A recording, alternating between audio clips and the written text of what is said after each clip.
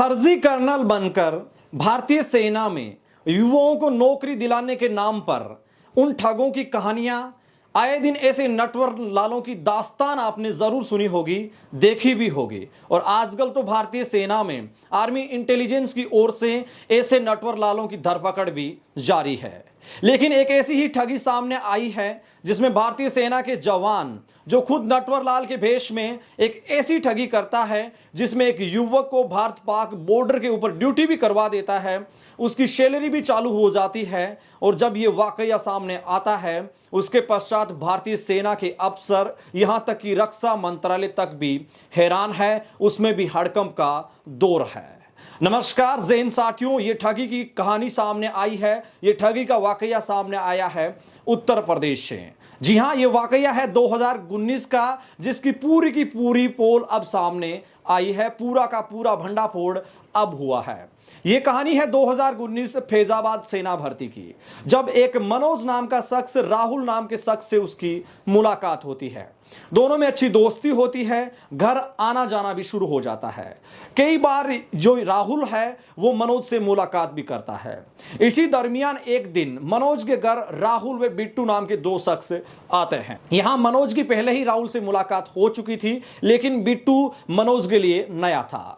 कहा जाता है राहुल की ओर से कि ये जो बिट्टू है ये भारतीय सेना में कर्नल है और मनोज तुम्हें भी यहां हम भर्ती करवा देंगे। मनोज को कहा जाता है कि तुम्हें भी चंद पैसों के माध्यम से हम भारतीय सेना में जॉब दिलवा देंगे, नौकरी तुम्हारी कंफर्म लग जाएगी, क्योंकि आज तो आपके घर बिट्टू जो साक्षात कर्नल के रूप में आपके घर पहुंचे हैं। और इसी एवज में मनोज से 16 लाख रुपए की मांग होती है कि तुम्हें 16 लाख में भारतीय सेना में जॉब दे दी जाएगी। और इसी आधार पर मनोज से जब ये डील होती है तो 6 लाख रुपए मनोज से ले लिए जाते हैं। मनोज 2019 में राहुल से कहता है कि मेरा अभी तक ज्वाइनिंग लेटर क्यों नहीं आया है, तो राहुल की ओर से कहा जाता है कि अभी तो कोविड-19 चल रहा है, भर्तियां खुल नहीं रही है और जल्द ही आपका ज्वाइनिंग लेटर भी आ जाएगा। इसके पश्चात मनोज के घर एक लेटर भी आता है। तब राहुल की ओर से कहा जाता है कि एक लेटर और आएगा, उसके बाद तुम्हें ज्वाइनिंग पे ले जाएंगे। इसके पश्चात मनोज से तकरीबन 10 लाख रुपए और लिए जाते हैं, क्योंकि पूरी डील तकरीबन बताया जा रहा है मीडिया रिपोर्ट्स की ओर से। और अभी एक मीडिया को दिए गए इंटरव्यू के माध्यम से भी मनोज ने भी इस बात को कहा है कि 16 लाख में यह फाइनली बात उनकी ओर से की जाती है। 10 लाख रुपए लेने के पश्चात मनोज को पठानकोट ले जाया जाता है।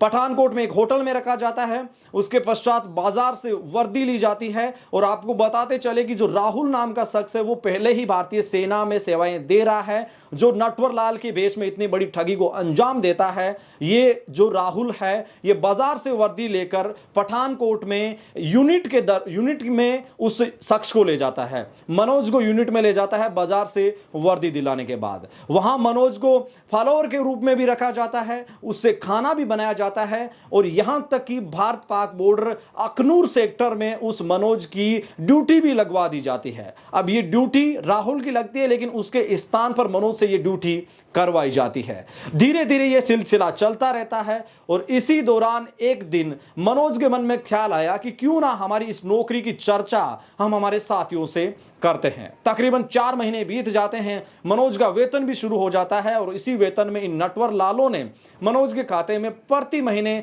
12,000 रुपए भी भेजने शुरू कर दिए। एक दिन ऐसा होता है कि ये जो मनोज है ये यूनिट में अन्य जो सेना के जवान थे उनसे चर्चा करता है कि क्या भाई ऐसे भी नौकरी लग सकती है, मुझे तो बिना किसी एग्जाम, बिना किसी फिजिकल, बिना किसी मेडिकल के सीधे भारतीय सेना में नौकरी दी जा रही है। तब वहां उन जवानों के द्वारा कहा जाता है कि मनोज तुम्हारे साथ तो ठगी हुई है, तुम्हें फौरन वापस घर जाना चाहिए और आर्मी इंटेलिजेंस को इसके बारे में फौरन सूचना दी जानी चाहिए। जब मनोज ने ये तमाम बातें राहुल वे उस कर्नल जो फर्जी कर्नल बन के मनोज के घर आता है उनसे ये बातें रूबरू करता है, तो मनोज को मारने का भी प्रयास किया जाता है। मनोज के साथ हथियारों से हमला भी होता है, यहां तक कि मनोज के जो मोबाइल में महत्वपूर्ण सबूत होते हैं उसके माध्यम से मनोज का मोबाइल भी तोड़ दिया जाता है।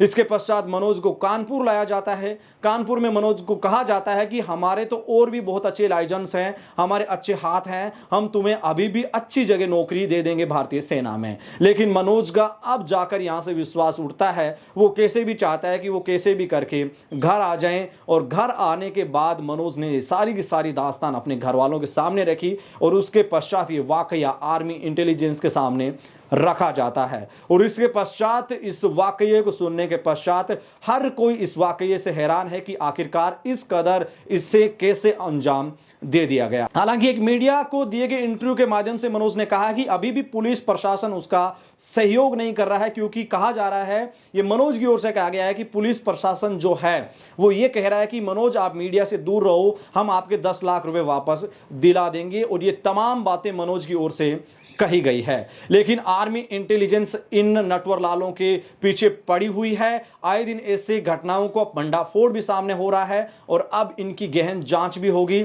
और इन्होंने कहां-कहां इस बारे में ठगी की है उसके बारे में भी पूरी की पूरी जांच की जाएगी और जो भी साक्ष्य सामने आएंगे वो सामने रखे भी जाएंगे। साथियों, आपके साथ भी ऐसी ठगी हो सकती है। आप जहां भी सेना भर्ती देखने जाते हैं वहां भी ये नटवरलाल आपको भारतीय सेना में भर्ती कराने के नाम पे झांसा देते हुए नजर आ जाएंगे। इसलिए इनसे दूर रहें, क्योंकि ऐसी जो कहानियां हैं, ऐसी जो दास्तान है वो आपके सामने कल को लिखी जा सकती है, उकेरित हो सकती है। इसलिए इनसे बचें और जल्द से जल्द इनकी सूचना आर्मी रिक्रूटमेंट ऑफिस, जो भी आपका निजी ARO है, उसमें इनकी सूचना जरूर दें और भारतीय सेना की जो ये कार्रवाई चल रही है इसमें सहयोग जरूर प्रदान करें। फिलहाल के लिए मैं चाहूंगा आपसे इजाजत। साथ ही मैं आपसे कहना चाहूंगा कि आप भी ऐसे जो ठग है इनसे निरंतर दूर रहें। सेना में आपका अगर जाने का जुनून है तो निरंतर मेहनत कर रहिए। मेहनत के माध्यम से ही आप भारतीय सेना में भर्ती हो पाएंगे। अपने मेजबान धनेश को दीजिए इजाजत। सेना भर्ती से जुड़ी हुई ताज़ा सटीक विश्लेषण भरी जानकारी के लिए आप AD आर्मी पॉइंट परिवार के